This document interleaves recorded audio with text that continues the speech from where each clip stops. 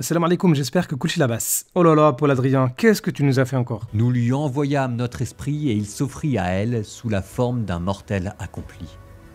Là où la Bible insiste sur une conception spirituelle par la foi seule, dans le Coran, Marie aurait-elle eu une relation sexuelle avec un esprit divin?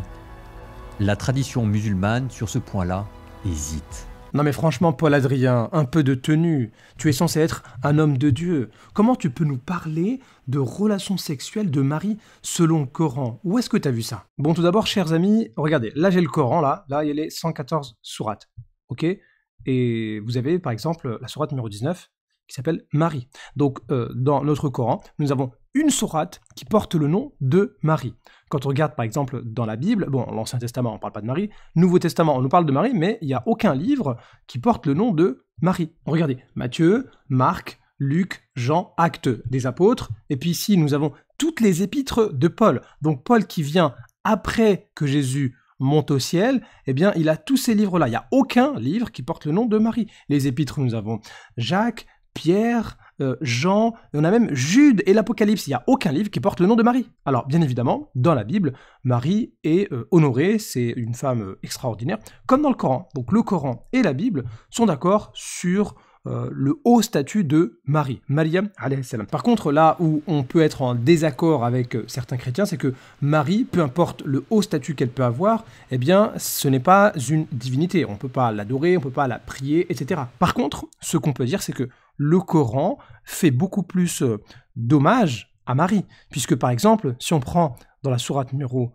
3, ô Marie, certes Allah t'a élu au-dessus des femmes des mondes. Et si maintenant on prend la sourate numéro 4, eh bien c'est aussi le Coran qui va défendre l'honneur de Marie contre des calomnies. Marie a été accusée d'adultère. Et c'est le Coran qui nous dit, à cause de leur mécréance et de l'énorme calomnie qu'ils prononcent contre Marie.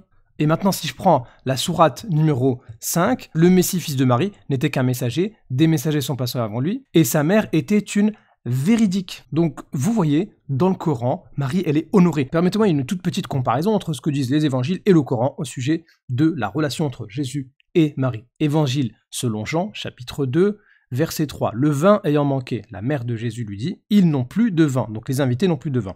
Réponse de Jésus selon les évangiles. Jésus lui répondit, femme, qu'y a-t-il entre moi et toi? Mon heure n'est pas encore venue. Donc Jésus répond à sa mère en lui disant, femme, qu'y a-t-il entre moi et toi? Prenons maintenant le Coran, sourate numéro 19. Il m'a rendu béni et il m'a recommandé tant que je vivrai la prière et la zakat, donc l'aumône, et la bonté envers ma mère.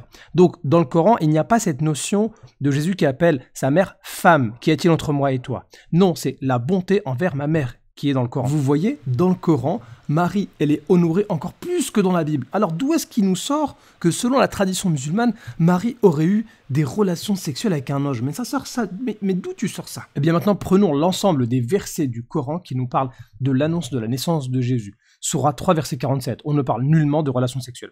Sourate 19, verset 16, on nous parle de notre esprit qui est Gabriel selon la tradition musulmane, qui se présenta à elle et non pas qui s'offrit à elle. La traduction de Paul Adrien, elle est vraiment tendancieuse. Mais nulle part, ici, on parle de relations sexuelles. Sourate 21, verset 91, on n'en parle pas non plus. Et sourate 62, verset 12, on n'en parle pas non plus. Donc d'où est-ce qu'il nous sort ça? Maintenant, regardons ce que dit la tradition musulmane par rapport à la naissance de Jésus. Comment ça s'est passé? Est-ce que la tradition musulmane nous a donné des explications de, par exemple, de même Marie qui avait préservé sa chasteté, nous y insufflâme alors de notre esprit? Comment la tradition musulmane a interprété ces versets-là? Prenons le célèbre tafsir de At-Tabari qui va nous retracer ce que dit la tradition musulmane sur l'épisode de l'ange Gabriel, donc dans la sourate numéro 19, l'homme en question c'était l'ange Gabriel.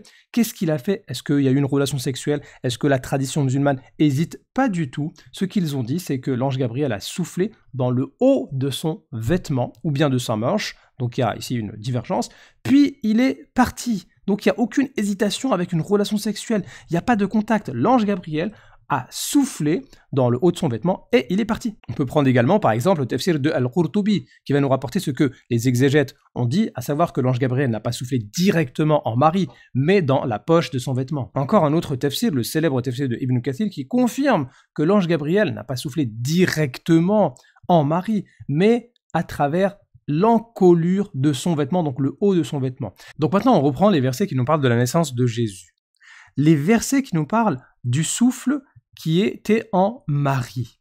Eh bien, les savants musulmans, donc la tradition musulmane, nous disent que même lorsque l'ange Gabriel a soufflé, il ne l'a pas fait directement en Marie, mais à distance, à travers le haut de son vêtement. Donc rien que le souffle, l'ange Gabriel, il l'a fait à travers le haut de son vêtement. Et vous pensez que eux vont nous dire que l'ange Gabriel a eu une relation sexuelle? Non mais franchement, Paul Adrien, réveillez-vous, vous avez des suiveurs, soyez un peu plus sérieux quand même. Paul, peut-être que la solution c'est peut-être autre chose, Paul Adrien. Peut-être que vous pensez à des choses, voilà, voilà, on peut faire du sport, on peut s'occuper à autre chose, on peut aussi, pourquoi pas se marier, parce que là c'est une calomnie à l'égard de Marie, mais vous, peut-être mariez-vous, peut-être que vous aurez d'autres pensées, ou sinon, apportez-nous la preuve, citez-nous ne serait-ce qu'un seul savant qui aurait dit que l'ange Gabriel, ou bien l'homme en question ici, aurait eu une relation sexuelle avec Marie. Citez-nous un savant qui a dit ça, et puis là, on pourra discuter. Autrement, faut vous marier. Sinon, vous inventerez encore des choses sans vérifier. Vérifiez! N'inventez pas des choses!